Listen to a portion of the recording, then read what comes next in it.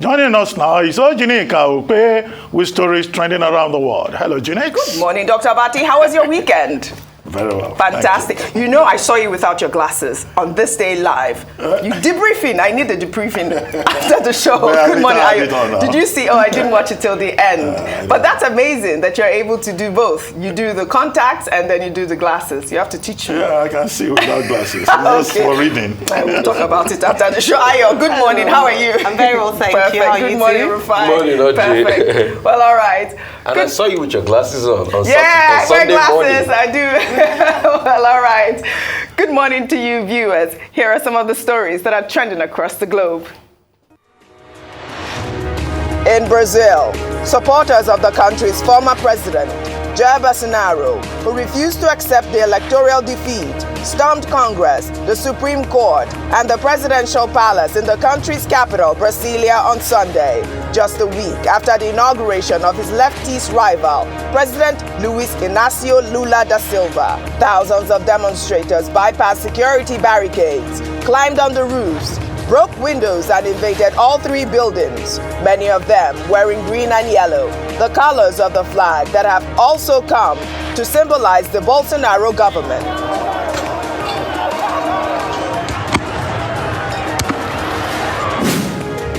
In Senegal, President Macky Sall on Sunday declared 3 days of mourning and has promised to take measures to improve road safety after a collision between two buses in Genevi village left 40 people dead and dozens injured. Preliminary investigations suggested that one of the buses suffered a burst tire and collided head-on with an oncoming bus in one of the deadliest accidents in recent years.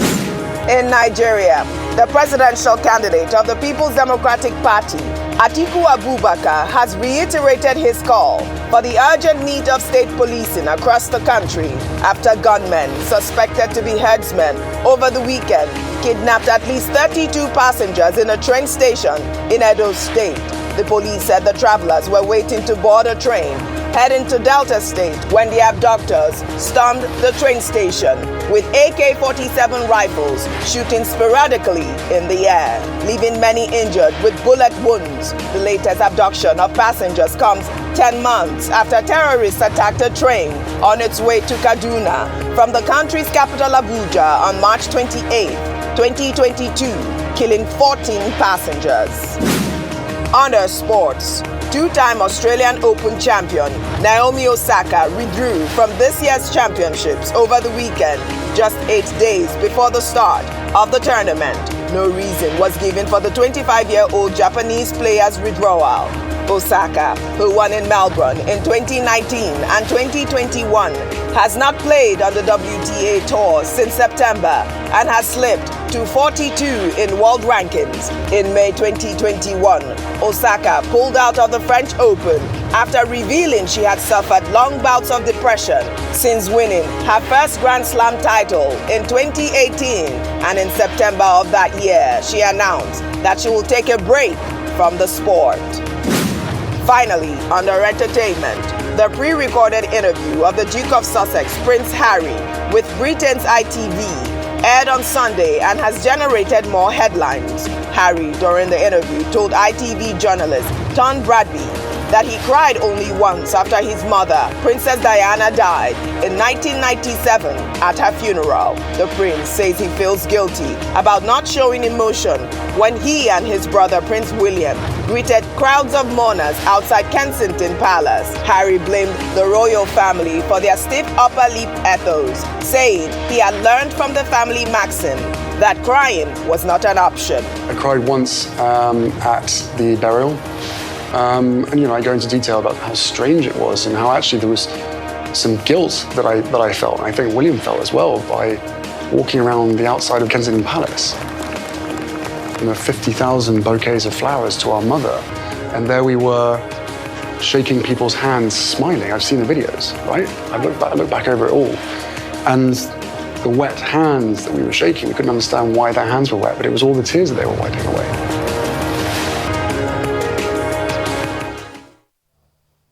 Well, let's begin what's trending. The presidential candidate of the Labour Party, Peter Obi, over the weekend replied to recent comments by his opponent in the All Progressives Congress, Bola Ahmed Tinubu, who, during a campaign rally in Ondo State, tagged Obi as Mr. Stingy, alleging that the former Anambra state governor watched his people suffer while saving the state funds rather than save the people.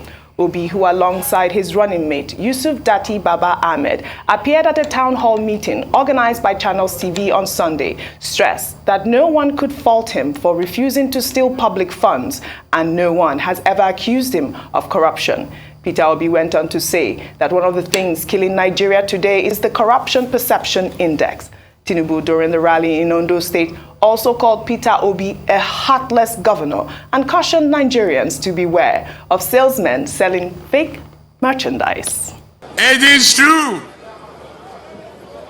that the heartless governor will hold back money when hungry school children, roads and clinics went into disrepair. Neither the city dweller nor farmer prospers during such a time. In the end, he received to save the people because he preferred to save the money. And he claimed to be a party labor. Is that labor? Is that labor? You will have to be laboring under a terrible delusion if you think he will do a better job for this nation than he did for Anambra State. Buyers, beware. A salesman selling a fake merchandise. Beware of people like Obi. My people, you cannot entrust your future or that of our nation to Mr. Sell Everything, Atiku, or the stingy Mr.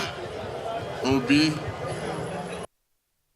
Tinubu's rally in Ondo State generated a lot of reactions. Let me take some. This person wrote, when Obi was governor, he paid stipends to the elderly, paid salaries, paid pensions, built infrastructure, and he still saved. The people didn't go hungry. Countries with a huge foreign reserve are the most economically viable. Tinubu just endorsed Obi for president. While Jasper wrote, Peter Obi is financially prudent. He ran a successful 8 years without borrowing, but still saved. His savings was used to build the airport by his successor. APC, on the other hand, has incurred 77 trillion naira debt for the next administration with hunger in the land. While Collins wrote, Nigerians, notice how Peter Obi and Dati has answered questions on the Channel TV town hall meeting, and not for once have they mentioned Tinubu, Atiku, or Buhari's name. They are so engrossed on issues of national development instead of gossiping colossal failures. I mean, I think that this person's tweet is completely what we need to hear from these presidential candidates. I mean, I know Dr. Abati is always talking about the vitriol and how it is against the law for these candidates to continue to insult one another. I felt that was quite unnecessary, Dr. Abati. They didn't only insult Peter Obi, he also said that Atiku would sell our country. Yes, he said to reject Mr. Privatize and avoid Mr. Stingy, Peter Obi. But I mean, maybe we shouldn't dwell on this. We've made a point here again and again that the Electoral Act is very clear about the need to be civil, about the need to avoid toxicity, harsh language, hate speech, and all of that. But the reason is that nobody is enforcing that section of the Electoral Act, or nobody is making enough effort to sanction these political parties, because there are penalties under the law that you don't go out of your way, just to lower the other person in the estimation of others. However, some people will say during political season, it's standard practice for politicians to demarcate each other.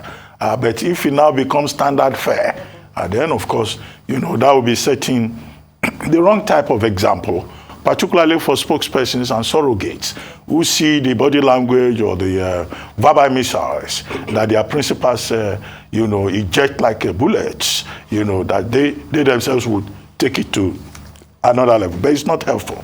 What is more helpful is the constructive message that Asiwaju Bola Ahmed Tinubu talked about, at that rally in Ondo. He talked, for example, about agriculture. He said he's going to invest a lot in agriculture. And what you see, what he does in particular, he tries to tailor his message to the particular audience that he's talking to. He knows that Ondo State has a lot of, agricultural products. And he was talking to the farmer that, he will make the farmer king again. He talked about reintroducing the commodity exchange boards, right? Okay, you may argue about, the value of those commodity exchange boards. After all, not too long ago, in Abuja, there was a commodity exchange of what value has that been. And then he talked about strategic investment in infrastructure. And he told the people of Ondo State about bitumen, and in Ondo State, they have enormous bitumen deposits. And of course, it got publicly endorsed, as you would have expected, by the governor of Ondo State. Those are the kind of issues that we need to talk about, to ask him, what are your practical ideas about this commodity exchange boards? What exactly do you want to do in terms of investment and infrastructure? Peter Obi, the same weekend, was in Osogbo speaking for himself. So it's for the Nigerian people to make their choice. Yes. If he says Atiku is Mr. Privatized, okay. Is it possible for anybody to sell everything on top of our heads in this space? It's not possible. Okay, Mr. Stingy. In fact, Peter Obi's supporters say, in fact, they see that as a commendation. Yeah. Because what he was invariably saying, is that, look, Peter Obi is a very prudent person. That's how his own spokespersons turned it around. But can we stay on message and focus on the issues, particularly now that President Muhammadu Buhari is going to join the APC campaign in testis, right? You can't have the president there. You are using the presence and the platform of the president to be abusing other people. That would look a bit untidy. Yes, Ayo Rufai, really quickly. Yes, very quickly, just towing Doctor's line in terms of the fact that we should start to hold candidates to account to speak to the issues as opposed to, maligning the character of the other person. And let me just put in as well to make a stronger statement around the fact that INEC ought to start making some of these candidates and surrogate examples. You can't have a law that has penalties spelled out without administering the penalties, especially when you see the candidates flout the laws. Very important. It seems like child's play now, but until things start to get really violent, then we begin to run around. Remember, we've said before, proactive, not reactive. And then very quickly, he spoke about student loans. Reuters did a very robust report on that, and we had a conversation here off air as to how possible, the possibility or viability of his proposal to, of course, to having student loans. Of course, the supporters will cheer and really encourage that because it's great sound bites. But when you begin to unpack this, in Nigeria that we live in, if you look at other countries that are more prosperous, if I put it that way, than Nigeria, who have implemented student loans, it is a burden on the people and on the nation. And so perhaps when they make promises like this, let us use a fine-tooth comb to really analyze and see that they're not just making empty promises. Rufai? So for me, the sad reality is that we've lost it as a country. I love campaign season because politics and campaign season is the extravaganza for ideas. But what do we see here? A lot of abuses. And please, I think it is just our candidates, and especially this candidate that we're talking about, that chooses to be this way. See, you can actually attack your opponents in campaigns, but you attack them with facts on the things they have done. Look at the Hostins in the UK. They were attacking each other based on facts. You did this, you did that. I have no problems when you say, Peter Obi, I want to attack you. In Anambra, what was XYZ percentage point of unemployment? That's a fact. But when you start to launch all sorts of attack based on the person of people, calling them heartless, is it because of politics? And you see, we think it's a joke. But we are setting this country on fire, and these are the people that want to run Nigeria. They're already starting a third world war. All of them, they don't even get to talk about the 77 trillion debts. They don't talk about how they're going to balance the budget. They don't talk about exciting ideas. I would have thought that on the campaign train, they will talk about how to solve insecurity problem with these Edo attacks that happen. That's a very valid point. But they don't talk about that. It's constantly abuse and how to discredit people. But we can't continue that way as a country. And this is sad commentary, Oji. Well, on a lighter note, Tinubu held a town hall meeting with young people over the weekend at the Cheetah Event Center in the Federal Capital Territory, Abuja. The meeting was hosted by the governor of Kogi State, Yahaya Bello, who is also the national youth coordinator of the APC Presidential Campaign Council. The APC flag bearer at the end of the meeting displayed his youthfulness by dancing to Kizz Daniel's hit song, Buga.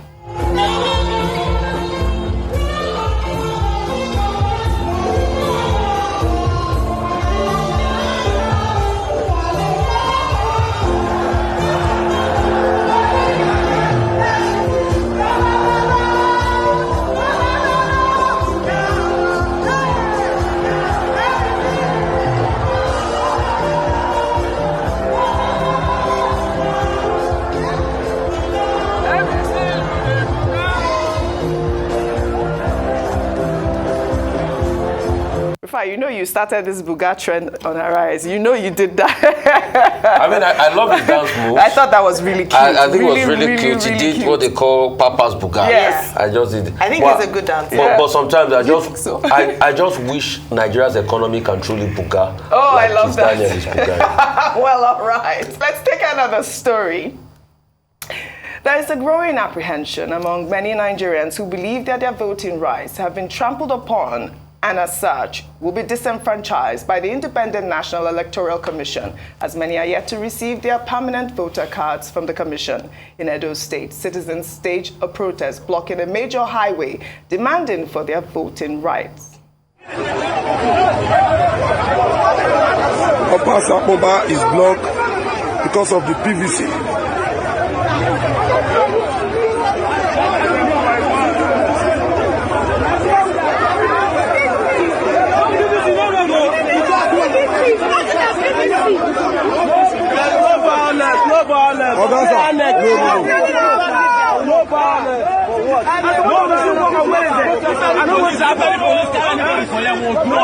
No roads.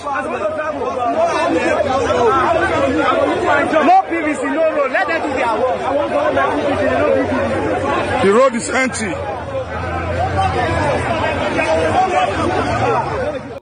I cannot stop highlighting this issue in Nigeria. On Friday, we discussed, a polling unit where they were, closed at 1 p.m. That was in Abuja instead of, the usual 4:30 p.m. And now these people in Edo State, also in Lagos, there was another video that was trending over the weekend, about some alleged parties going in to stop votes, like to even cancel names. It became even a tribal allegation. This man here, they accused him of, removing Igbo names from the register, which was quite appalling to see. I know, Rufai, you had a comment about these people in Edo State. If you can make that comment really quickly, and then... Okay, real quickly, please, INEC, make it as much as possible very easy for people to pick up their PVCs.